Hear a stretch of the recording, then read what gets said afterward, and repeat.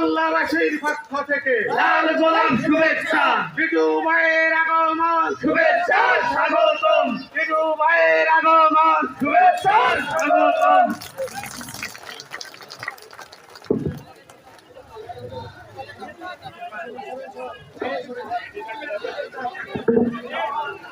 সম্মানিত সুধীজন, আমরা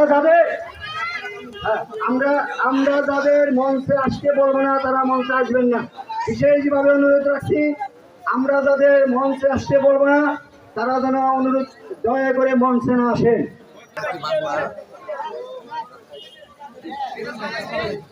সংগ্রামী সাথী ও বন্ধুরা, আমার